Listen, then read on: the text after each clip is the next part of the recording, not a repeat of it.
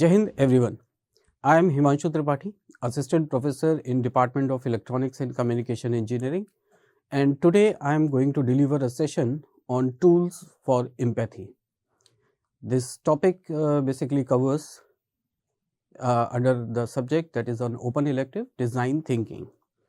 So let's quickly start with the very basic definition of empathy. As we know that empathy is the first step into the design thinking process, and it is one of the most important and one of the most critical topic or critical step in this entire design thinking domain, without which it is very difficult to design a user centric product or user centric service. So what empathy do for us?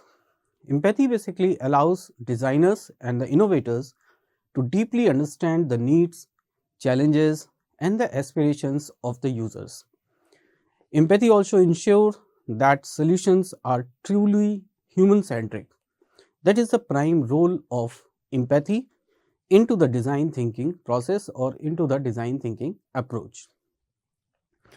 So next thing is we want to understand that why empathy matters in design thinking, why it is having so much importance in the domain or the space of design thinking. So why empathy is important? Because empathy allows us for these three things. The first thing is the empathy allows us to see the world through the user's perspective. Empathy forces us or empathy enables us to understand the world, to understand the situation or to understand the problem. I am being very specific at this time, from the user's perspective, how user is actually looking at that particular problem. You may not be the particular user, maybe I am engineer and I am into the designing some solution that is meant for the agriculture or meant for the farmers. It may be possible that I am not having any kind of relevant experience in farming, but if I am using this empathy tool in my solution finding journey, then this empathy will enable me to see the entire agriculture domain, entire the farming domain from the point of view, from the eyes of the farmer. The second important thing why empathy is important is that empathy allows us to understand the pain points and the unmet needs of the user. This is again a very important concept. If you want to really understand the pain points, what are the pain points, what may be the pain point, and what are the needs of the user which are presently unmet, which are not answered by any designer or any engineer or any company. So here empathy is going to play an important and critical role in this journey. The next point, empathy allows us to create solutions that are reasonably that resonate emotionally and functionally. So the solutions that we are going to create with the help of empathy, after getting empathized, if we are reaching up to a solution, those solutions basically guarantees that they resonate with the users either in both ways, that is the emotionally and the functionally. They may be functional and they will also give the sense of fulfillment to the users.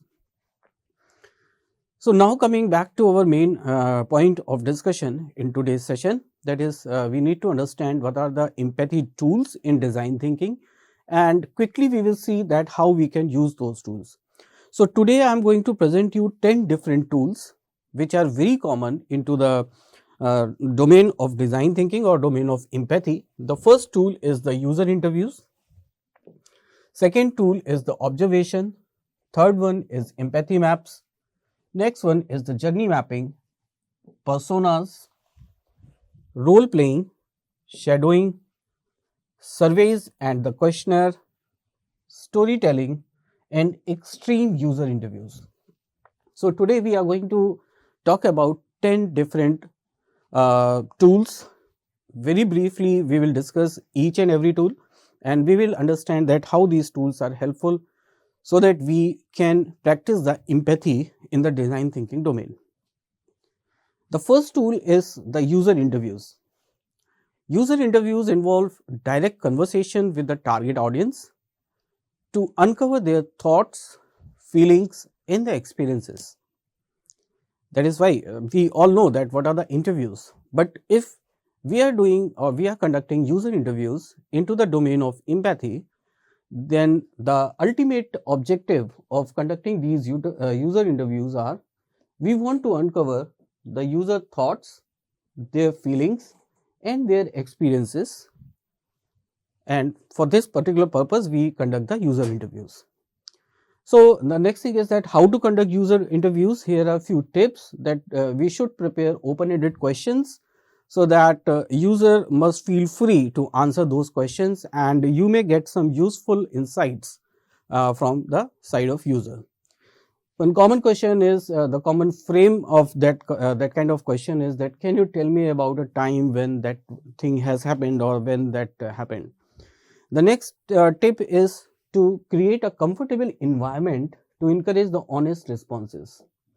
Actually, these honest responses are very critical, because if the user is not providing us their honest responses, then it will be very difficult to reach up to a common point or to a reasonable or the viable solution of that particular problem that we are identifying. The next thing is that we need to listen actively and ask follow-up questions for the clarification. Most of the time it happens when we are asking the first question to the user, it may likely that we are not getting the desired or not getting the actual answer that is going to work for us. So in that case, we need to do follow-up with the more questions, so that we can get more clarification on that particular point of view. For example, this is the example here that I have mentioned. If a team designing a meal delivery app and they decide to interview some busy professionals to understand their challenges with the cooking at their home. So while they can conduct the user interviews, so they may get the insights. These are the sample insights. I am not saying that I have conducted this kind of interview. These are the sample insights. So these insights basically reveal that users struggle with the time management and they prefer quick or customizable meals. And as per this insight, the team of designers may decide to design a meal delivery app. The next tool is the observations. So observation involves silently watching users interact with their environment or a product. This method reveals unspoken behaviors and the habits of the users. That is also very important, because during the interview there is a limit that what kind of question I am asking or we are asking. Also there is a limit that how user is understanding those questions and how he is responding to those particular questions. But if we are going into the observation field, so observation may basically tell us the truth most of the time. How to conduct those observations or how to do those observations? For that particular thing, we need to choose a natural setting for the user first, because there user will feel comfortable and there it will be very easy, very logical to understand the user behavior and observe without interfering or influencing the user's action. It is not recommended at all that if a user is handling or dealing with a product, please do not interfere. Simply see or simply observe that how user is handling that particular product or service. And we need to take detailed notes. It is also advisable to record videos for the further analysis, because it may happen we may miss something at that particular time. So for example, a retail designer has to design a new retail scheme or the retail store. So for that particular purpose, he observes shoppers in the supermarket and notices that many customers, this is again the sample, many customers are struggling to read the product labels on lower shelves. So this observation might help that particular designer, that he may come up with some kind of intervention which can remove that particular problem. This may be the pain point for the large number of users. The next tool in this journey is the empathy maps. Empathy map is a visual tool and it is used to summarize the user insights into 4 key areas. What are these 4 key areas? The first key area is what user says. The second key area is what user thinks. Third one is what user feels. And the fourth one is what user does. So we need to understand all these 4 critical parameters. While interviewing, we can get the insights on what user says. While interviewing or while discussions, we can get insights on what user thinks. Also, we can ask user that what he feels or she feels, and by observation, we can know that what user does. For example, while mapping insights about online shopping, a user might answer you. If I ask what user say, that he may say that I want to the best deal. This is the response from the user side. What is user thinking? User is thinking that is this site secure? I should do the financial transaction on this particular site. What user is feeling? User is feeling overwhelmed by the choices. There are so many choices available. That may be the main cause for this being the overwhelmed by the user. And what is user doing? User is comparing products across the multiple platforms. So you can see that every answer or every emotion or feeling is different. What user is saying is not matching what user is thinking. What user is thinking, it's not matching what user is feeling, and what user is doing is not matching that what user is feeling. So this may reveal the pain points, like the pain point in our examples are security concerns and the decision fatigue. So empathy map is a very critical, very important and very interesting tool as well to understand the empathy completely from the user point of view. In the empathy map, we need to draw 4 quadrants. Here are the 4 quadrants, number 1, 2, 3 and the 4, and we need to fill our observations or our remarks in those particular quadrants so that we can understand that what actually is needed to be done. The next tool is the journey mapping. This is also a very interesting way to empathize with the users. Journey mapping outlines a user's step-by-step experience with a product or service or the process. So, in order to get that step-by-step experience of the user, what we should do? We identify a specific user journey, for example, booking a flight ticket online, and now we will break it down into the multiple stages. What are those stages? It may be searching about the best flight in respect of time, or in respect of money, in respect of time of travel or anything. Comparing all those options, then booking and the post-purchase experience. Then we highlight the pain points and moments of delight. We try to get that in the entire journey, from the point when user is basically initiating its first action to book a flight ticket online, and till the end of this journey, that the end point of this journey is that user is getting the flight ticket. What are the key stages? And when user is feeling delighted and when user is feeling frustrated. So this is the journey map. If you are asking journey map of a bus commuter's experience, then it might reveal the frustration during the ticket booking, but it may tell you the satisfaction level with the punctuality of the buses or the buses running on time or arriving on time. So from this journey mapping tool, we can empathize with the user significant way. This is again a very interesting, very common tool that we have seen all over through our lives. This tool is known as the personas. Personas are the fictional data-driven representations of the key user groups. They capture demographics, goals, motivations and the challenges. A very interesting and very simple example of persona that if we remember our movies, we have seen so many characters. That character may be the Gabbar Singh of Sholay. So that Gabbar Singh is basically representing a group of users or a particular human being group who are the dickheads.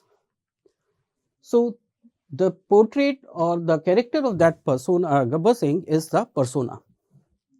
How to create persona?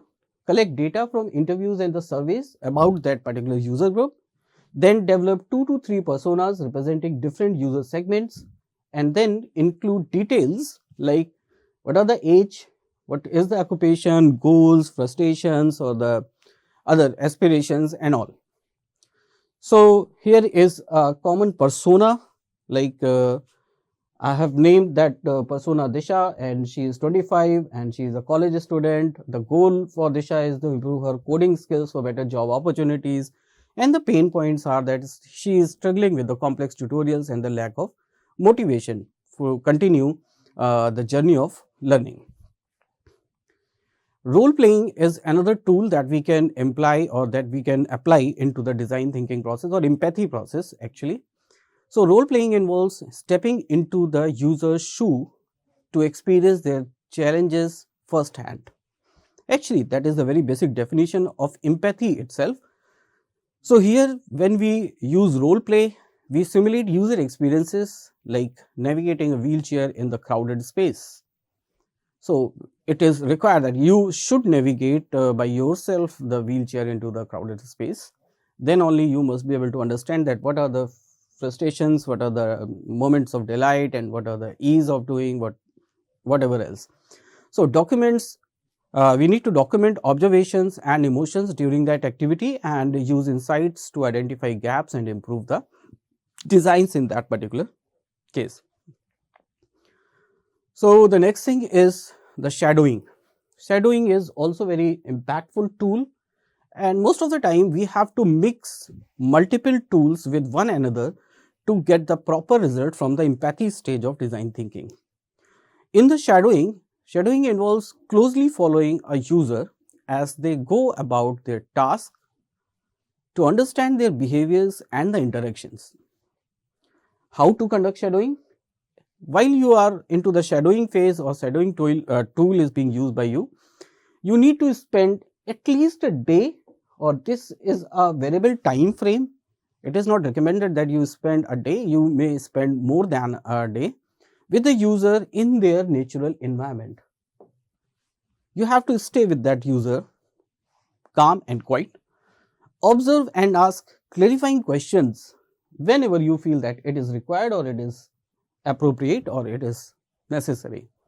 Then take detailed notes to document those key moments.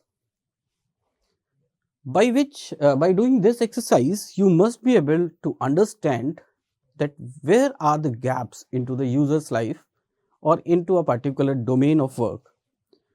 So if as a shadow we spend time with a nurse to discover that how inefficient medical cards cause delays during patient care, sparking ideas for the ergonomic mobile friendly cards.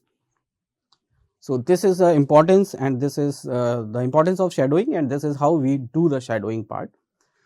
The next very common tool that we have faced many times in our life, that these tools are basically known as the surveys and the questionnaires. So surveys are a structured tool for gathering quantitative and qualitative data from a large group of audience, because if we are conducting interview, there is a limit that we can conduct an interview up to a certain number of users. But if we want to get insights over a large group of people, from the large group of people, then we need to conduct surveys or the questionnaires. So how to use these surveys and questionnaires? Use online platforms like Google Forms or the Type Forms, or so many other online tools are available to conduct those kind of surveys nowadays. Include a mix of multiple choice and open-ended questions so that you can get close to reality kind of answers, and analyze responses for trends and recurring themes. That is a very common tool that we all are aware about it. Next tool is the storytelling tool. So, if we talk about the storytelling, storytelling involves users sharing personal anecdotes about their experiences, offering deeper emotional insights. Believe me that by this simple tool, that is the storytelling, we can learn a lot about a particular group of user. Remember your childhood when your grandmother or your grandfather were used to tell you the stories of their own time. By listening those stories, you must be able to develop an empathy, or you must be able to develop the understanding of that particular situation of that time where you never lived. So, this is the power of storytelling. How to use storytelling as an empathy tool? Ask users to narrate a specific experience. You can simply ask the user that please share your interesting experience or the specific experience related to your travel or related to something else. Then focus on their emotions, thoughts and actions. All these three things are very important for us as a design thinker. We need to focus while the user is basically sharing his or her story. We need to focus on the emotions. What kind of emotions are coming? What kind of emotions are available with the user? What are the thoughts of the user? In the meantime of the story, generally people used to say that I thought at that time it might happen or it might be like this. And what are the actions? By looking at these three critical points, we can understand a lot about the user and use their stories to inspire the solutions so that it may be used properly to inspire the solution. For example, a mother is sharing a story about losing her child in a crowded mall. So, this inspires designers to create a child tracking wearable device with GPS and the alerts, so that if one mother is having that kind of emotion, that kind of thoughts or that kind of action, like she was feeling frustrated with that particular idea or that particular situation that may have happened with her. So, if designer can think about that, how to avoid these kind of situations, they can come up with some child tracking wearable device with GPS and the alert system. This is the power of storytelling tool in stage of empathy. The next tool is the extreme user interviews. So, this is again, we started with the user interviews. This is again the extreme user interviews. Like this technique involves interviewing users at the extremes of the target audience. Like this time, while you are conducting the interview, along with you, so many other people may or may not be the present. So, here we need to identify users with unique perspective and challenges, conduct interviews focusing on their specific needs or the experiences, and compare insights with those of the average users, right. So, these are the few popular tools related to empathy stage of design thinking. Now, quickly see that integration of empathy tools into the design thinking. How we can integrate empathy tools are most commonly used during the empathize stage of design thinking, but their insights influence all the subsequent stages. So, these are the empathy tool, but they affect all the subsequent stages. Apart from the empathy, define, ideate, prototype and test. These are the other stages of the design thinking. So, empathy tools may create impact on all these four stages. So, if we talk about define, so empathy tools basically insights to frame a clear problem statement. In case of ideate, they can generate ideas that directly address users' needs and the pain points. If we talk about the prototype and test, then empathy tools can help us in designing and testing the solutions grounded in real user experiences. So, this is how empathy tools are important for us. Thank you very much. Thank you very much, and we will meet again with a new interesting topic.